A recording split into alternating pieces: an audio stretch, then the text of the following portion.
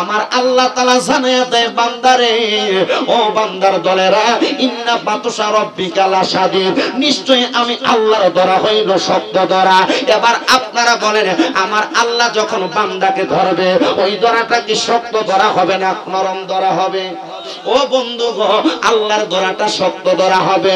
কিন্তু চিন্তা করেন নিয়ামতপুরের বাবারা, চিন্তা করেন নিয়ামতপুরের পর্দার অন্তরালের মা বোনেরা, ওই শক্ত ধরাটারে ভয় পাইয়া আল্লাহ তাআলার একজন খাস বান্দা ছিল জিনার বাড়ি ছিল খোরাসানের জমিনে।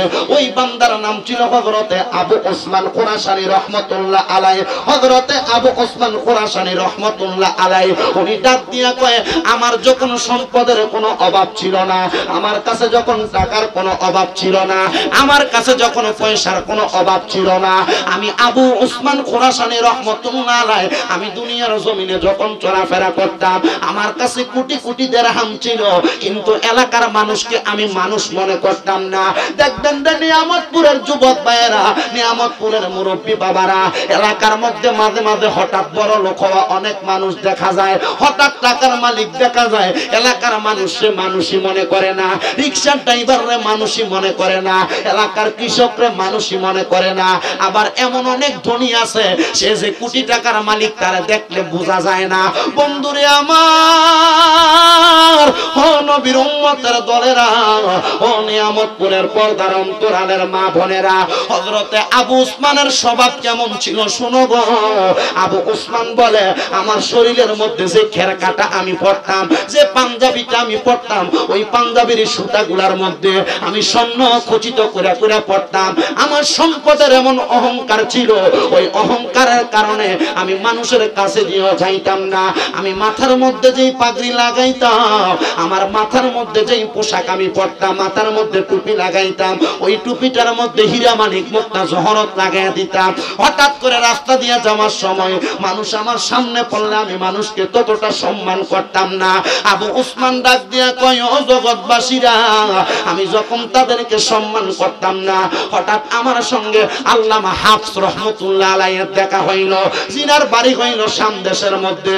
হাফস রহমতুল্লাহ আলাইহি আমার সামনে দাঁড়াইয়া আমার চোখের দিকে চোখটা যখন রাখলো, আমি চিন্তায় পড়ে গেলাম এই আল্লামা আবু হাফসের চেহারাটা এত সুন্দর দেখা যায়।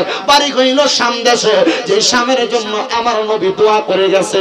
ওই আবু হাফস হযরতে আবু ওসমানের দিকে তাকাইয়া ডাক দিয়া কয় আবু ওসমান এখনো বিবাহ করো নাই, এত সুন্দর পোশাক পরলা, এখনো সম্পদের কমতি হয় নাই, এত সুন্দর মাথার মধ্যে পাগড়ি লাগাইলা। আবু ওসমান চিন্তা করছো নি তোমার যত সম্পদ আছে, তোমার বাবা তোমার এই সম্পদ দিয়া গেছে, তোমার দাদা তোমার সম্পদ দিয়া গেছে, আবু ওসমান রে তোমার মায়ের পৈতৃক সম্পত্তি পাইয়া তুমি আবু ওসমান সম্পদ নিয়ে তো বড়াই করো, তোমার মা কোথায়? আবু ওসমান চোখের পানিগুলা ছাইরা দিছে। ডাক দিয়ে আল্লামা হাফ শুনে নে, আমার মা জননীর আমি ভালো করে দেখি নাই, আমি বুঝদারা হওয়ার পরে আমার মা ইন্তেকাল করেছে। হুজুর শুনেন গো, আমার আব্বাজানকে আমি যতদিন দেখেছি, আমার আব্বাজানকে আমি এমন সুন্দর পোশাক পরতে দেখেছি। ডাক দিয়ে কই রে আবু ওসমান তোমার আব্বাজান কোন জায়গায় আছে? উনি ডাক দিয়ে আমার আব্বাজান ওই যে সামনে গোরস্থানে শুয়ে আছে। তোমার মা কোন জায়গায় আছে? বলে আমার মা ওই গোরস্থানে শুয়ে আছে। আল্লামা আবু হাফস ডাক দিয়ে কই ও আবু ওসমান তোমার আব্বা আম্মা যদি এই গোরস্থানে শুয়ে থাকে তাইলে বলো না তোমার বাবার বাবা যিনি তিনি তোমার দাদা, তোমার মায়ের বাবা যিনি যিনি তোমার নানা, তারা দুইজন কোথায়? বলে তারা যেহেতু চলে গেছে তাদের পূর্বের পুরুষরা তো চলে গেছে। আবু ওসমান রে এত সম্পদ তুমি বানাইলা, সম্পদের বাহাদুরি দেখাও, একটা বার কি মহান মনিবরে তুমি ভয় করো না? আবু ওসমান বলে এমন সময় আমারে আল্লামা হাফস রহমতুল্লাহ আলাইহি উনার ডান হাতের শাহাদাত আঙ্গুল দিয়া একজন বণিকের ব্যবসায়িক ঘোড়ার দিকে তাকাইতে বললেন। কিসের দিকে? ঘোড়ার দিকে তাকাইতে বললেন। আমি তাকিয়ে দেখলাম ওই বণিক, বণিক বলতে কাদেরকে বোঝাকে বুঝেন? বণিক বলতে বোঝায় আরবে যারা বড় বড় ব্যবসায়ী ছিল তাদেরকে বণিক বলতো। ওই বণিক ব্যক্তির ঘোড়ার দিকে তাকাইতে বললেন। উনি বললেন তাকিয়ে দেখো, বণিকটা নিচে বসে আছে আর ঘোড়াটা দাঁড়িয়ে আছে। ঘোড়ার পিঠের মধ্যে একটা অবস্থাজনিত একটা রোগ ছিল, যে রোগের কারণে ঘোড়ার পিঠের মধ্যে কিরাই ধইরা ধইরা ঘোড়ার পিঠটাকে খায়া ফেলতেছে। ঘোড়াটার সামর্থ্য নাই, এত পাওয়ারফুল পানি দৌড়াইতে পারে টকবক কইরা, ওই ঘোড়াটা তার কিরা গুলারে হাত দিয়ে ছুটাইতে পারতেছে না। ডাক দিয়া কইরে আবু উসমান, এই সম্পদ তোমার কাছে আছে, চিন্তা করে দেখো যদি তোমার দুইটা হাতকে ওই আল্লাহ তাআলা অসার করে দিত রে, তাইলে তোমারও কিন্তু এই ঘোড়ার মতো কিরায় খাইতো। তুমি কি পারবানি এই ঘোড়ার মতো তোমার জীবনটারে সাজাইতা? হুজুর ঘোড়া তো দাঁড়ায়া দাঁড়ায়া থাকে, ঘোড়া তো দাঁড়ায়া দাঁড়ায়া থাকে, ঘোড়া তো দুনিয়াতে এত সুন্দর করে চলতে পারে না। ডাক দিয়ে কে আবু উসমান, যেই বান্দা বেশি যত দাঁড়ায়া দাঁড়ায়া তার মনিবের সামনে থাকতে পারবে, ওই বান্দারে তার মনিব তারে বেশি কবুল করে নিবে। হুজুর বুঝতে পারলাম না আপনি আমার কোন দাঁড়ানোর কথা বললেন। এ আবু উসমান, এই দাঁড়ানি দুনিয়ার কোন সাধারণ দাঁড়ানি না রে, এই দাঁড়ানি হইল মহান মনিবের কাছে গভীর রাত্রে তাহাজ্জুদের মুসল্লার মধ্যে দাঁড়ায়া দাঁড়ায়া যেই বান্দা চোখের পানিগুলা ফালাইতে পারে রে, ওই বান্দা দুনিয়ার টাকার মালিক হয় না, ওই বান্দার দুনিয়ার পয়সার মালিক হয় না, মণিমুক্তা জহরতের মালিক না হইতে পারে, ওই বান্দা আখিরাতের ধনে ধনী হইয়া যায়। হুজুর আখিরাতের ধনে আমিও ধনী হইতে চাই। বলে আমি এতক্ষণ তোমার যেই নসিহত পেশ করলাম, এই নসিহত শোনার পরে তুমি তোমার জীবনটাকে পরিবর্তন করে নাও। উনি বলে আমি দৌড়াইয়া যাইয়া ওই ঘোড়ার পিঠের মধ্যে আমার শরীরের স্বর্ণকচিত জামাটা ঘোড়ার গায়ের মধ্যে দিয়া দিলাম, আমার মাথার পাগড়িটারে খুইলা আমি ওই ঘোড়াটার পিঠের কেরাগুলা পরিষ্কার করে দিলাম। কিন্তু আমি একটাবারও চিন্তা করলাম না আমার হালটা কেমনে এত পরিবর্তন হয়ে গেল। আমার কোটি টাকা, আমার দেরহামগুলা আমার বাড়ির মধ্যে পড়ে রইল, আমি আমার বাড়ি ঘরে ছাইরা দিয়া আমি আবার চলে গেলাম কেরমান রাজ্যের মধ্যে। ওই জায়গায় আবু মুসা কেরমানি রহমতুল্লাহ আলাইহি নামক একজন বড় মাপের আল্লাহর অলি ছিল। আমি আবু মুসার কাছে একটানা 20 বছর ছিলাম, কিন্তু 20 বছর থাকার আগে আমি যখন আমার বাড়ি ঘরে ত্যাগ করে দিয়া আবু মুসার দরবারে গেলাম, আবু মুসা একদিন না 2 দিন না টানা 8 মাস আমারে তার দরবারে ঢুকতে দেয় নাই, তার রাজপ্রাসাদের মধ্যে তার খানকার মধ্যে ঢুকতে দেয় নাই। আমি জিজ্ঞাসা করলাম, ও আবু মুসা কারমনি, আমারে কেন আপনি আপনার রাজপ্রাসাদ আপনার খানকায় ঢুকান না? আবু মুসা ডাক দিয়া কয়, তুমি হইলা রাজ্য বংশীয় মানুষ, তুমি তো আমার খানকায় বেশি দিন টিকতে পারবা না। বলে হুজুর কেন? বলে আমার খানকার মধ্যে রিয়াজত হয়, আমার খানকার মধ্যে মাওলার সন্ধান করা হয়, আমার খানকার মধ্যে এমন ভাবে টাকা হয় একদিন নাই একটানা 1 মাস পর্যন্ত কোনো খাবার পাওয়া যায় না। হুজুর নিজের জীবনটারে মাওলার কাছে পবিত্র বানানোর জন্য আমি 1 মাস কেন 1 বছর না খেয়ে থাকতে পারবো? হযরতে আবু মুসা কারমনি ডাক দিয়া কয়, বাবা 1 বছর না খেয়ে থাকা সম্ভব না, আয় আয় আয় একটানা 8 মাস আমার দরবারের সামনে বইসা থাকার কারণে আমি বুঝতে পারলাম তোমার জীবন পরিবর্তনের জন্য মনে একটা আশা জাগছে। হুজুর হ্যাঁ হ্যাঁ হ্যাঁ আমার মনের মধ্যে আশা জাগছে। 20 বছর খেদমত করার পরে আমার আল্লাহ তাআলার ওই বান্দা আবু মুসা কারমনি কয়, আর তুমি আমার কাছে থাকা লাগবে না। হুজুর কেন কেন টাকা লাগবে না গো? বলে না থাকার কারণ হইল 20 বছরের রিয়াজতে তোমার সিনার মধ্যে এলমে শরীয়ত, এলমে তরিকত, এলমে হাকিকত, এলমে মারিফত চলে গেছে। সবাই জবান খুলে দুরূদ শরীফ পড়েন, সালাতুনিয়া রাসূলুল্লাহ সালামুনিয়া আলাইকুম সালাতুনিয়া রাসূলুল্লাহ আলাইকুম সালামুনিয়া হাবিবাল্লাহ इश्क महबूबे खुदा जिसे दिल में हासिल नहीं, लाखों मोमिन हो मगर ईमान में कामिल नहीं, सलातुनिया रसूल अल्लाह सलामुनिया। और ওরে চাইলে কেহ পীরের বস্তু নাহি নিতে পারে, আবার উপযুক্ত হইলে রে দয়াল টান দিয়া নে কাছে রে তোরে, টান দিয়া নে কাছে। দয়াল যারে ইচ্ছা তারে দিয়া বসায় তাওহীদের মেলা, বলেন যারে ইচ্ছা তারে দিয়া বসায় তাওহীদের মেলা। কেউ বুঝিতে পারে না রে কামেল ওলির খেলা, আরে কামেল পীরের খেলা। বন্ধুরে, অন্য কোন ব্যক্তির কথা বলা হয় নাই, কামেল ব্যক্তির কথা বলছে। যেটা সিগারেট খায় এটা কামেল, যেটা টিভি চায় এটা কামেল, যেটা বেরিয়াতে বইয়া থাকে এটা কামেল। কামেল ওইটারে বলে না, যেটা কামেল এটা নামাজি, যেটা কামেল এটা শরীয়তের পক্ষের মানুষ, যেটা কামেল এটা তরিকতের সাগরে হক ভাবে ডুব দিছে। কিন্তু এমন কামেল পীর খুঁজা পাওয়া বড় কষ্টের ব্যাপার। ও বন্ধু, আবু মুসা কারমনির দরবারে টানা 20 বছর থাকার পরে হযরতে আবু মুসা বলে, বাবা যেহেতু তুমি আমার কাছে 20 বছর ছিলা, আমি এখনো পর্যন্ত তোমারে কোনো কিছু দিতে পারি নাই, তাহলে চলো আমি তোমারে নিয়ে একটু মক্কা শরীফ যাব। হুজুর কেন কেন মক্কা শরীফ যাইবে? বলে মক্কায় যাইয়া আল্লাহর কাবা শরীফটা দেখতাম চাই। আল্লাহর কাবা যখন তাওয়াফ করব, সাফা মারওয়া সাই করব, মাকাম ইব্রাহিমের মধ্যে চুমু খাইব, যখন আমরা আল্লাহর কাবা ঘরের চত্বর ঘোরাফেরা করব, হে বাবা আবু উসমান শুনে নাও, আমি তোমারে নিয়ে মক্কার ঘরটা তাওয়াফ করতে চাই। এবার চলে গেলেন মক্কা তাওয়াফ করার জন্য। মক্কা থেকে চলে গেলেন মদিনার মধ্যে। মদিনার মধ্যে যাওয়ার পরে হযরতে আবু মুসা কারমনি রাহমাতুল্লাহ আলাইহি এবং আবু উসমান রাহমাতুল্লাহ আলাইহি মদিনা থেকে ফেরার পথে দেখা হইল হযরতে শাহ সুজা রাহমাতুল্লাহ আলাইহির সাথে। উনি দুনিয়ার কোন সাধারণ আল্লাহর ওলি না, উনি হলেন দুনিয়ার জমিনের মধ্যে সবচাইতে রিয়াজতকারী বান্দা।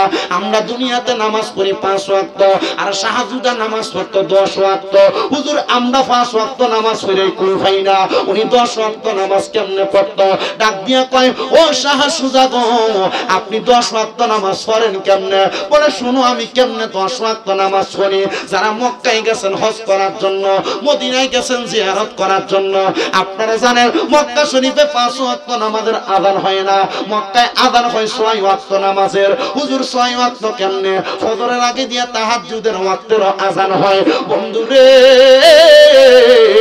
ফজর যোহর আসর মাগরিব এশা ছাড়া এই তাহাজ্জুদের নামাজটা একটা ওয়াক্ত। আরেকটা নামাজ আছে যেই নামাজের নাম হলো সালাতুল হাজত। আরেকটা নামাজ আছে যেই নামাজের নাম হলো সালাতুল হাজতের নামাজ 2 নাম্বার। 1 নাম্বার সালাতুল তাসবিহ, 2 নাম্বার সালাতুল হাজতের নামাজ, 3 নাম্বার সালাতুল ইস্তিসকার নামাজ। সুবহানাল্লাহ বলেন না? সালাতুল ইস্তিসকার নামাজ। মাগরিবের নামাজের পরে আরেকটা নামাজ পড়ে সালাতুল আওয়াবিনের নামাজ, আরেকটা নামাজ পড়ে ইশরাকের নামাজ। মারহাবা বলবেন না? আমি এই 10 ওয়াক্ত নামাজ পড়তাম। এই 10 ওয়াক্ত নামাজ ছাড়া আমি রাত্র বেলা এশারের নামাজ পড়িরা বিতিরের নামাজটা বাকি রাখা আমি আরো মাঝে মাঝে 100 রাকাত নামাজ পড়তাম। শাহ সুজা গো, ওই 100 রাকাত নামাজটা কি নামাজ? ওই নামাজটা আপনি কেন পড়তেন? বলে ডাক দিয়ে কই নামাজটা হইল সালাতুল খায়রের নামাজ। প্রথম রাকাতের মধ্যে সূরা ফাতিহা পড়তাম, পরের প্রথম রাকাতে সূরা ফাতিহার সাথে একটা সূরা মিলাইয়া আমি প্রথম রাকাত শেষ করতাম। দ্বিতীয় রাকাতের মধ্যে আমি সূরা ফাতিহা পড়ার পরে 3 বার সূরা ইখলাস পড়তাম। এভাবে আমি 100 রাকাত নামাজ পড়তাম এক রাইতে। ও শাহ সুজা কারমনি, এই নামাজ দিয়ে আপনি কি পাইছেন? বলে এই নামাজ দিয়ে আমি দুনিয়ার কোনো কিছু পাই নাই, তবে আমি নামাজটা পড়িরা একটা সেজদা দেই, যেই সেজদার নাম হলো সেজদাতুশ শুকর, মানে আল্লাহ তাআলা শুকরিয়া সেজদা। ওই সেজদাটা দেওয়ার পরে আমি মাঝে মাঝে ঘরের মধ্যে যখন থাকি আমি দেখি আমার ভাঙ্গা ভেড়ার ঘরটা কেমন জানি নূরের আলোতে ঝলমল ঝলমল করতেছে। একদিন আমি নূরের আলোটা দেখা আমি যখন সেজদা থেকে মাথা উঠাইলাম, আমি দেখলাম সাদা রঙের পোশাক পরা একজন মানুষ আমার ঘরের মধ্যে দাঁড়িয়ে রয়েছে, কিন্তু ওনার শরীরের মধ্যে থেকে এমন একটা সাদা নূরের তাজাল্লি বের হয়, আমি ওনার দিকে তাকাইতে পারতেছিলাম না। আমি জিজ্ঞাসা করলাম, কে গো আপনি কে? উনি আমারে ডাক দিয়ে কয় আমি হইলাম আল্লাহ তাআলার পয়গম্বর নবী মুহাম্মদ মুস্তাফা সাল্লাল্লাহু আলাইহি ওয়াসাল্লাম, আপনি কেন আমার ঘরের মধ্যে আগমন করেছেন? বলে আমি তো এই উম্মতদের চিন্তাই করেছিলাম, সেই উম্মত নামাজের মাধ্যমে আল্লাহ তাআলাকে সন্তুষ্টি করতে চাইব। ও শাহ সুজা, তোমার কি চোখের মধ্যে ঘুম পায় না? শাহ সুজা কয় আমি এই চোখটারে কেমনে আরেকটা পাতার সঙ্গে লাগাইতাম, এই চোখ তো এখনো চোখ যিনি বানাইছে তারে দেখে নাই, আমি কেমনে আমার চক্ষুটারে লাগাইতাম, এই চক্ষু দিয়া এই সুন্দর পৃথিবী দেখি, ওই খুদারে তো আমি এখনো পর্যন্ত দেখলাম না।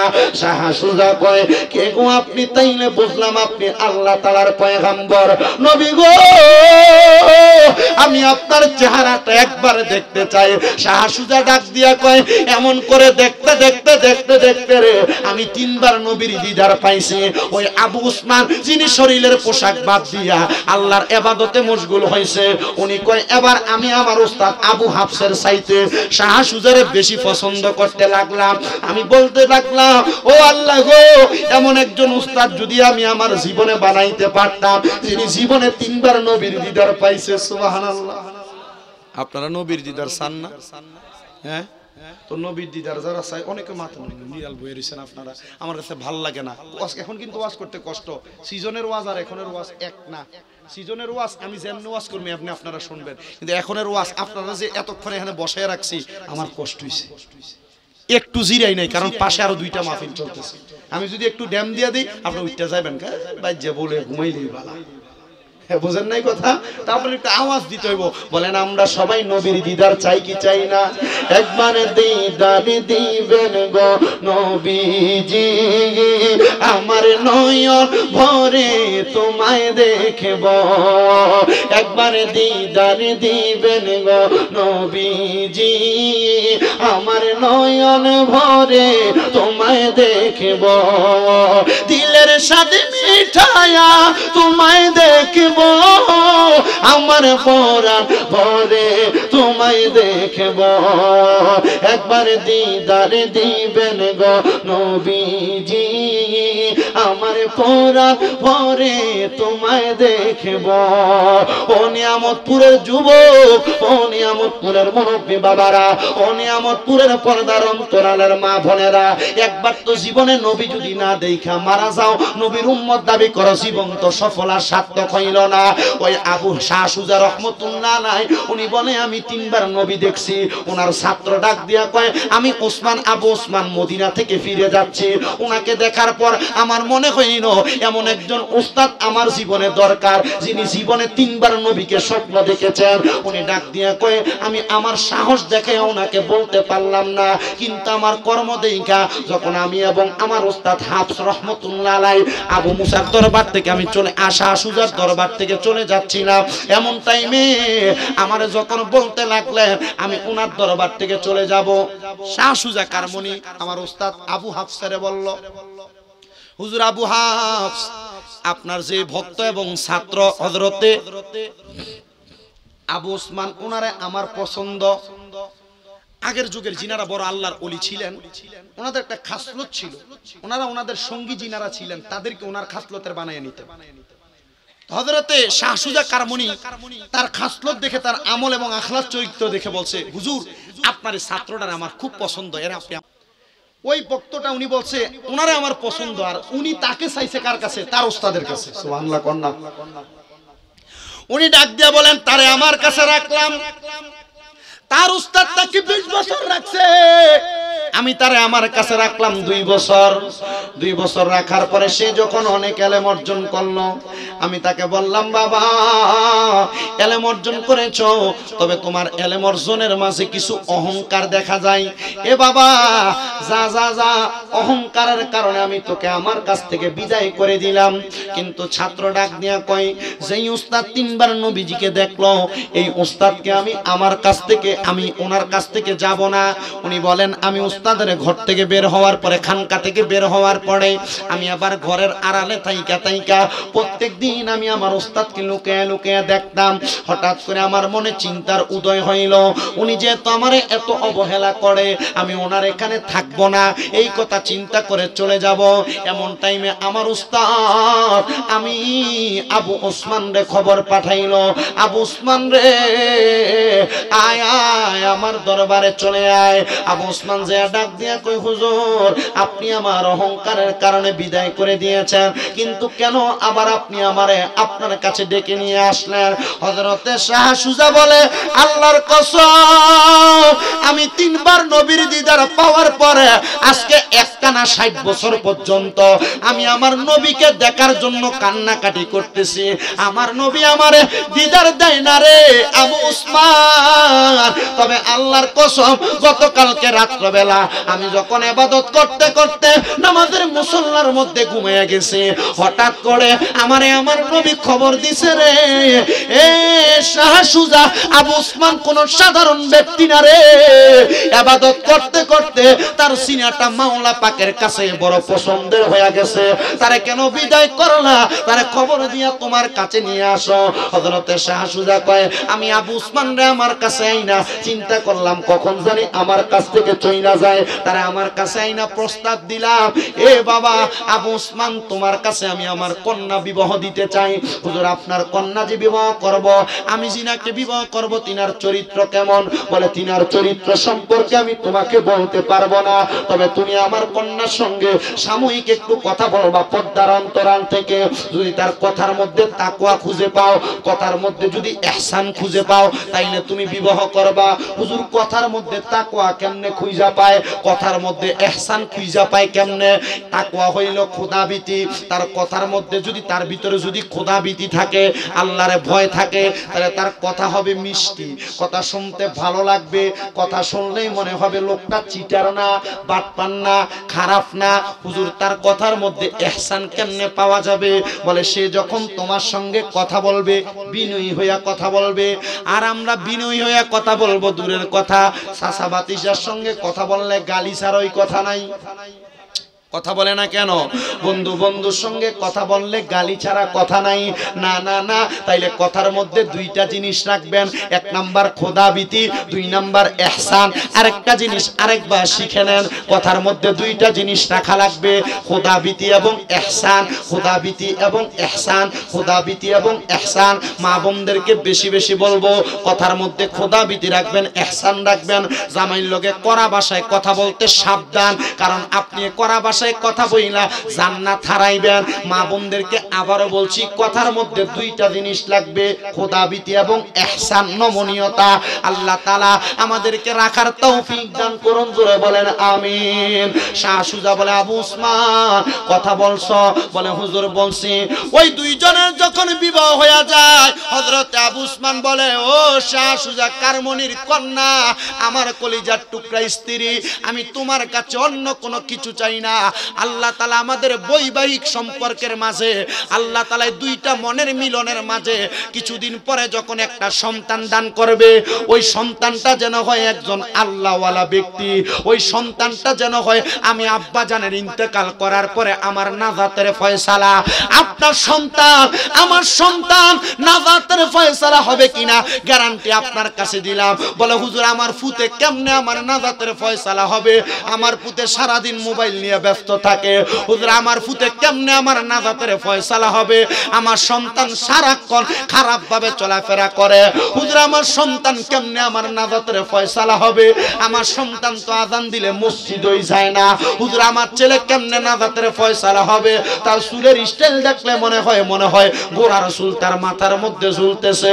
হুজুর আমার ছেলে কেমনে নাজাতের ফয়সালা হবে? তার দিকে তাকাইলে মনে হয় সে একটা বেসামরিক অন্য ধর্মের মানুষ। না রে না, ও বাবার দলেরা, আপনারা আপনাদের সন্তানকে যদি ইসলামিক মাইন্ডের বানাইতে চান, তাহলে আপনার সন্তানকে ছোটবেলা থেকে ঠিক তেমন ভাবে মানুষ করা লাগবে।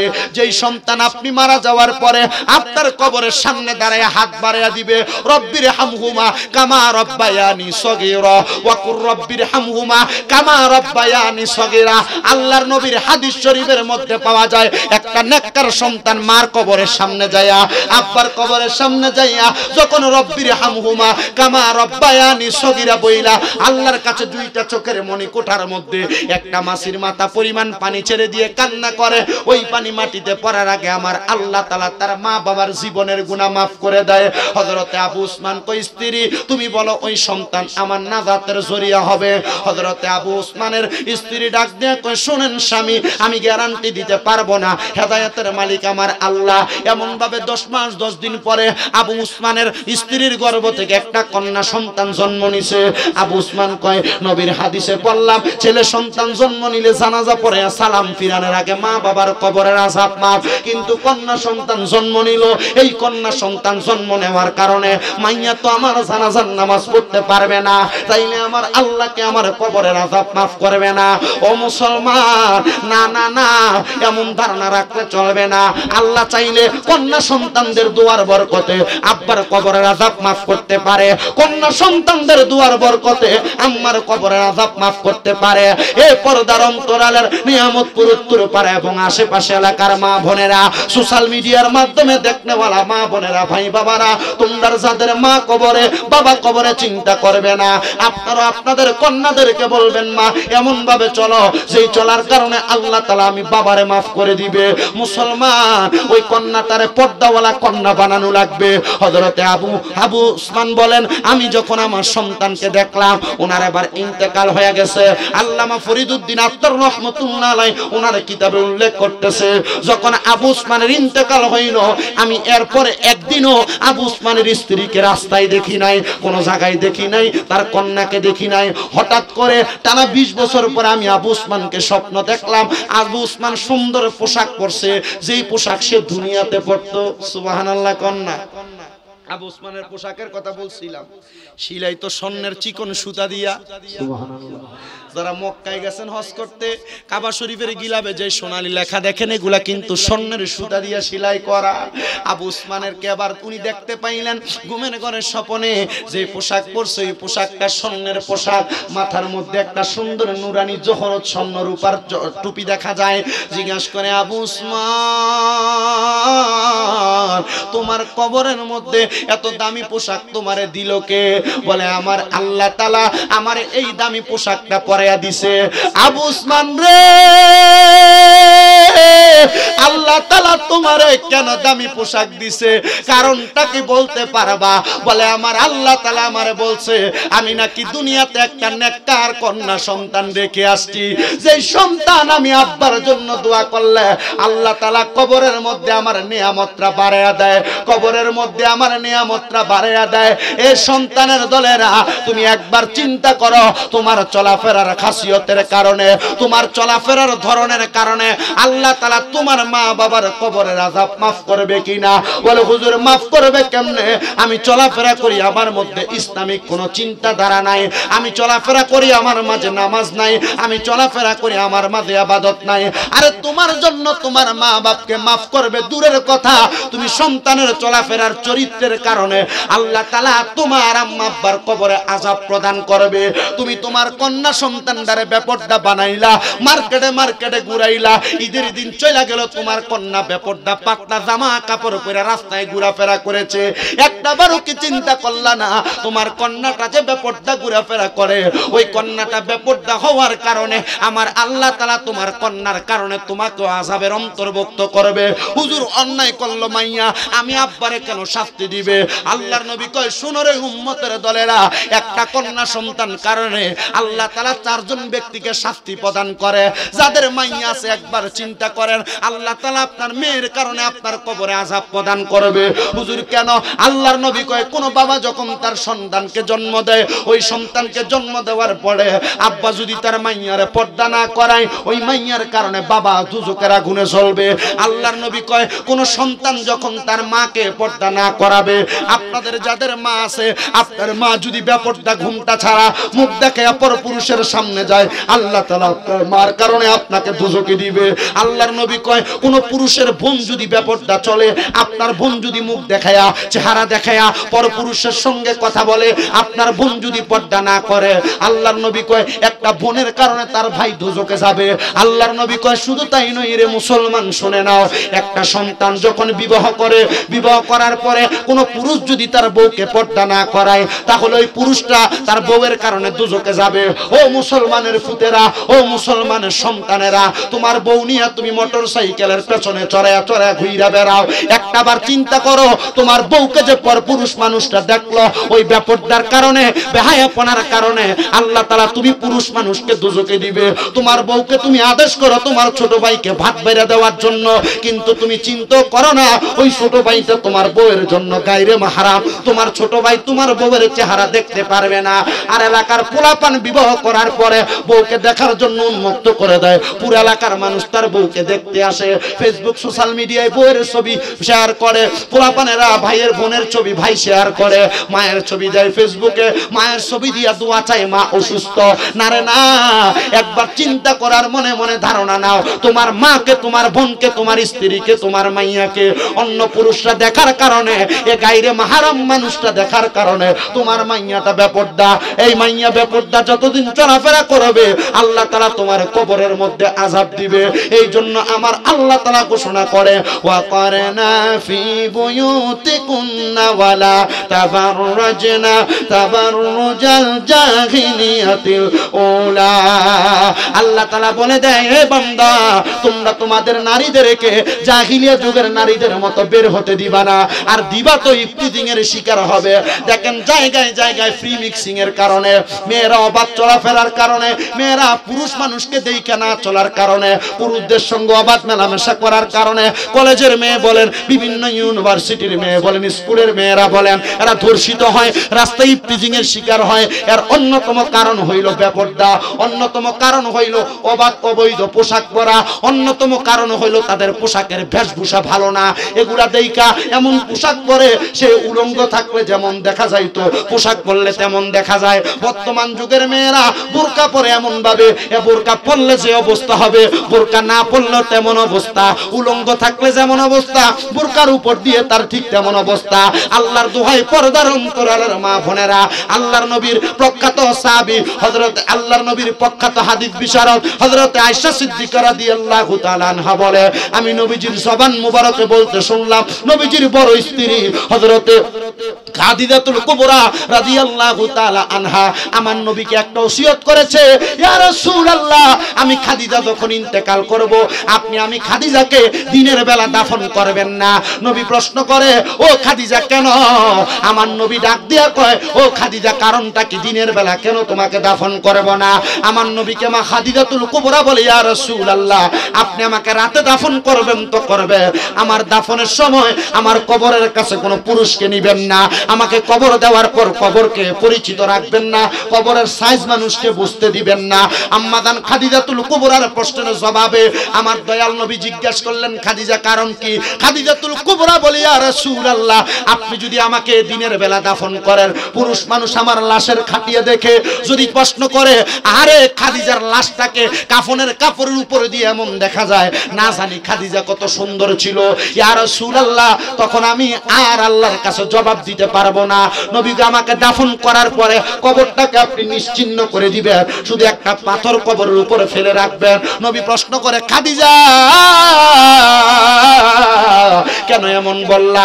খাদিজা বলে, ইয়া রাসূলুল্লাহ, আমাকে কবর দেওয়ার পরে যদি কবরের আকার বোঝা যায়, মানুষ চিন্তা করবে আমার কবর এত সুন্দর, এত আকারের, না জানি আমি খাদিজা কত লম্বা ছিলাম, কত উঁচা ছিলাম, কত তাজা ছিলাম, এমন চিন্তা যদি করে, ইয়া রাসূলুল্লাহ, আমি আল্লাহর কাছে জবাব দিতে কষ্ট হবে। হযরতে খাদিজাতুল কুবরার তো কষ্ট হবে না, কারণ নবীজির কলিজার টুকরা স্ত্রী। এটা বইলা বুঝাইছে, ও নবীর উম্মত মেয়েরা, তোমরা শিক্ষা গ্রহণ করো, এমন ভাবে কাপড় পরো যেন এলাকার পুরুষ মানুষ তোমার কাপড় পরার ভিতরে তুমি একটা মেয়ে আছো কেমন আকারের মানুষ আইডিয়া না করতে পারে। আল্লাহর দোহাই লাগে, নবী সাল্লাল্লাহু আলাইহি ওয়াসাল্লাম বলে, একটা কন্যা যখন এমন ভাবে পর্দা করে, জান্নাতের 40 জন হুর ফেরেশতা ওই কন্যাকে স্বাগতম জানানোর জন্য কবরে রেডি হয়ে থাকে। আর আমরা পুরুষ মানুষ, আমাদের চক্ষুকে হেফাজত করার প্রয়োজন। আমরা নারীদের দিকে তাকাবো তো তাকাবো। হযরত আলী রাদিয়াল্লাহু তাআলা আনহুকে আমার নবী বলে, আলী রাদিয়াল্লাহু তাআলা আনহু, তুমি শুনে নাও, তুমি যখন কোন নারীর দিকে একবার নজর করবে, এই নজরের পরে দ্বিতীয়বার তোমার নজর যেন না পড়ে। মাওলা আলী প্রশ্ন করে, ইয়া রাসূলুল্লাহ, একবার নজরের পরে দ্বিতীয়বার কেন নজরের অনুমতি দেন না? উনি বলেন, অনুমতি না দেওয়ার কারণ হইল, কারণ প্রথমবার তোমার জন্য জায়েজ তাকে চিনার জন্য, দ্বিতীয়বার আর তুমি তাকাইতে পারবা না। আর আমরা একবার তাকাইলই মনে হয় একবারের সাউন ওই ছায়ালই, একবার তো ছায়ার না রে যুবক না। আপনি এমন ব্যভিচার করবেন, একটা মেয়ের দিকে তাকিয়ে থাকবেন, তার ব্যাপারে চিন্তা করবেন, আহা দেখতে কত সুন্দর, এই মেয়েটা যদি আমার স্ত্রী হইতো, আহা দেখতে কত সুন্দর, এই মেয়েটাকে যদি আমার নিজের সঙ্গী বানাইতে পারতাম। আল্লাহর নবী কয়, এই জিনা ব্যভিচারের মধ্যে তোমরা লিপ্ত হইবা না। হুজুর, এটা আবার জিনা হইল কেমনে? জিনা তো হয় নারী পুরুষ একসাথে মেলামেশা করলে, সহবাস করলে। আল্লাহর নবী কয়, না রে না, ও উম্মত শুনে নাও, মানুষের চোখ দিয়া জিনা হয়, মুখ দিয়া জিনা হয়, কান দিয়া জিনা হয়, মানুষের অন্তর দিয়া জিনা হয়। ইয়া রাসূলুল্লাহ, চোখ দিয়া কেমনে জিনা হয়? নবী আমার বলতেছে, কোন পুরুষ মানুষ যদি কোন অপর নারীর দিকে তার চোখ দিয়া তাকায়, ওই চোখের জিনা হইয়া যায়। আর মেলামেশা করলে সেই গুনাহ, চোখ দিয়া তাকাইলেও সেই গুনাহ। আল্লাহর নবী কয়, শোনো রে শোনো, ও পুরুষ মানুষরা শোনো, তোমার কানের জিনা হয়। নবী গো, কেন? কোন পরনারীর সঙ্গে যখন কোন পুরুষ মানুষ কথা বলে, আল্লাহর নবী কয়, তার কানের মধ্যে যে আওয়াজ যায়, তার কানের গুনাহ হয়। ও পোলাপান যুবক ভাইয়েরা, মুরব্বী বাবাজিরা, ও পর্দার অন্তরালের মা বোনেরা, পরপুরুষের সঙ্গে কথা বলবেন, আপনার জিনা হবে। আর পুরুষ ভাইয়েরা, আপনারা পরনারীর সঙ্গে কথা বলবেন, আপনার কানের জিনা হবে। বন্ধু, মনেরও জিনা হয়। হুজুর, মনের জিনা কেমনে হয়? আল্লাহর নবী কয়, মনে মনে কোন নারীর ব্যাপারে চিন্তা ধারণা করলে, কোন পরনারীর ব্যাপারে চিন্তা অন্তরে আনলে তার মনের জিনা হয়। এই জন্য সাবধান সাবধান সাবধান, একটা নারীর সঙ্গে কথা বলতে সাবধান। হুজুর, আমরা তো বাজারে দোকানদারি করি, কত নারীরা বাজারে যায়, খরচ নেই, চক্ষু অবনত কইরা খরচ করাইবেন। আর নারীরা বাজারে যাবে বলছে কি, পর্দা মেনটেন করতে পারলে যাবে, নচেত যাওয়ার অধিকার কেউ দেয় নাই। কথা বলেন না কেন? সাবধান, আল্লাহ তাআলা যেন আমাকে আপনাকে এমন খারাপ কর্ম থেকে, এমন জিনা থেকে হেফাজত করে। আর যদি কোনো মেয়ে এমন বেপরদা হয়, দোয়া করবে, আল্লাহ তাআলার কাছে কবুল হবে না। ও বন্ধু, আপনাদের কাছে করজোরে আবদার করে শেষ আরেক কিছু কথা বলে দিয়ে যায়। এই জন্য আপনারা এগুলো মানবেন, সাথে সাথে আম্মা আব্বার একটু বেশি খেদমত করবেন। কারণ সন্তানেরা আম্মা আব্বার খেদমত ছাড়া নামাজ পড়বেন কাম হবে না, রোজা রাখবেন কাম হবে না, হজ করবেন কাম হবে না, অন্য কোন ইবাদত আল্লাহর কাছে কবুল হবে না। আল্লাহ তাআলা যেন আমাদেরকে দুনিয়া এবং আখিরাতে প্রস্তুতি গ্রহণ করার জন্য আম্মা আব্বার বেশি বেশি খেদমত করার তৌফিক দান করে। জোরে পড়েন আল্লাহুম্মা আমিন। আসলেন নবী এই দরাতে রহমত ও বরকত নিয়ে, আমরা সবাই সালাম দেই ওই নবীকে, তাজিমে ইয়া নবী সালাম।